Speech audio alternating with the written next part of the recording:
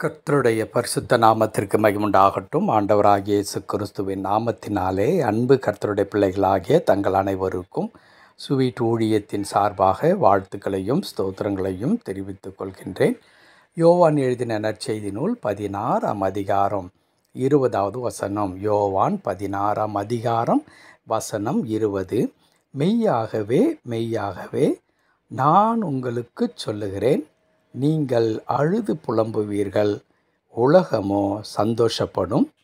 நீங்கள் துக்கப்படுவீர்கள், ஆனாலும் உங்கள் துக்கம் சந்தோஷமாக மாறும்.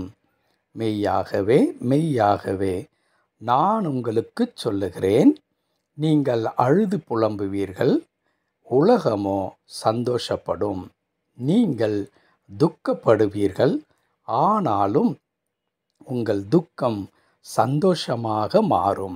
என் அன்பு கடவுளுடைய பிள்ளைகளே, இந்த வார்த்தையை வாசிக்கும் பொழுதே இந்த வார்த்தை 100% உண்மை என்பது நம்மை சுற்றி நடக்கின்றதான காரியங்களை ஒப்பிட்டு பார்க்கும் பொழுதே நமக்கு நன்றாக தெரியும்.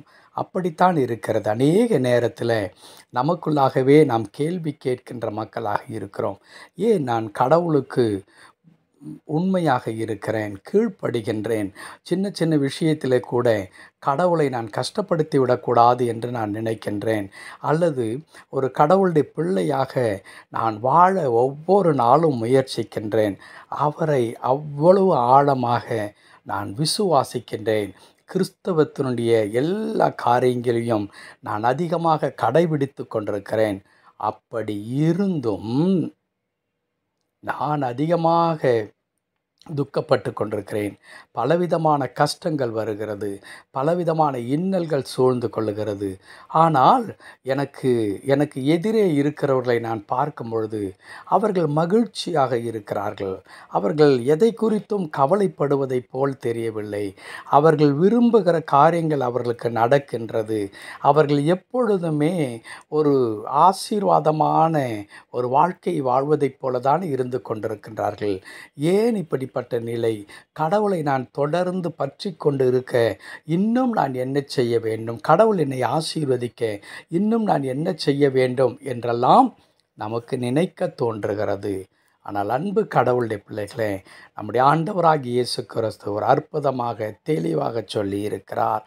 நீங்கள் அழுது புலம்புவீர்கள், உலகமோ சந்தோஷப்படும். நீங்கள் துக்கப்படுவீர்கள், ஆனாலும், அந்த வார்த்தை தான் மிக மிக முக்கியமான ஒரு வார்த்தை. உலகம் சந்தோஷப்படும், உலகம் மகிழ்ச்சியாக இருக்கும்.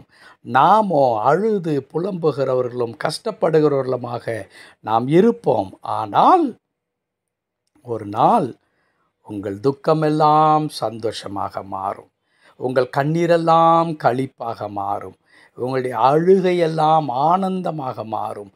எப்படி, ஏன், எவ்விதமாய் அது நடக்கும்? அதுதான் நம்முடைய ஆண்டவராகிய இயேசு கிறிஸ்துவுடைய கிருபையினால் உண்டாகிற ஆசீர்வாதம், அவருடைய பிள்ளைகளுக்கு கிடைக்கப் பெறுகிறதான நன்மை. அவருடைய பிள்ளைகளாக இந்த உலகத்தில் காத்திருக்கிறவர்களுக்கு தேவன் பாராட்டுகிற கிருபை அதுவாக இருக்கிறது. என் அன்பு கடவுளுடைய பிள்ளைகளே, இன்றைக்கு உலகம் என்ன விதத்திலே வேண்டுமென்றாலும் மகிழ்ந்திருக்கலாம். ஆனால் உலகம் இருக்கிற வண்ணமாக நீங்களும் நானும் இருக்க வேண்டும் என்பது அவசியமில்லை. எல்லாவற்றுக்கும் மேலாக தேவன் கொடுக்கிறதான சமாதானமும் சந்தோஷமும் நம்முடைய இருதயத்தில் என்றும் நிலைத்திருக்கும். நமக்குள்ளாய் இருக்கிற சந்தோஷம், சமாதானம் கடவுள் கொடுப்பது எப்படிப்பட்டது? பணத்தினால் வருகின்ற ஒன்று அல்லவே அல்ல. இந்த உலகத்தில் இருக்கிறதான வசதி வாய்ப்புகள் சார்ந்த ஒன்று அல்லவே அல்ல.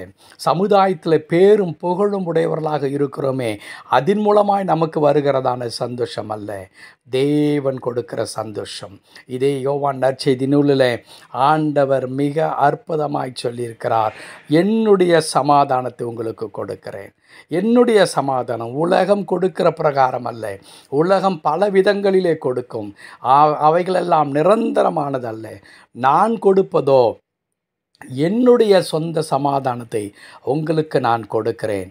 அப்படி கொடுப்பதினாலே உங்கள் துக்கம் சந்தோஷமாக மாறும். உங்களுடைய கண்ணீரெல்லாம் மாற்றப்படும் என்று கர்த்தர் சொல்லுகிறார். இந்த வார்த்தைகளை கேட்டுக்கொண்டிருக்கிற என் அன்பு கடவுளுடைய பிள்ளைகளே, இந்த காலை நேரத்தில் கர்த்தர் உங்களோடு பேசி கொண்டிருக்கிற வார்த்தை, உங்கள் துக்கம் சந்தோஷமாய் மாறும். உங்கள் எதிர்காலத்தை குறித்து நீங்கள் கொண்டிருக்கிற கவலை, பிள்ளைகளை குறித்து கொண்டிருக்கிறதான வேதனை, அல்லது உங்களுடைய அலுவலகத்தை குறித்தோ, அல்லது உங்களுடைய தொழிலை குறித்தோ, அல்லது உங்களுடைய ஆரோக்கியத்தை குறித்தோ நீங்கள் படுகிற கவலை எல்லாவற்றையும் கர்த்தர் மாற்றி போடுவார்.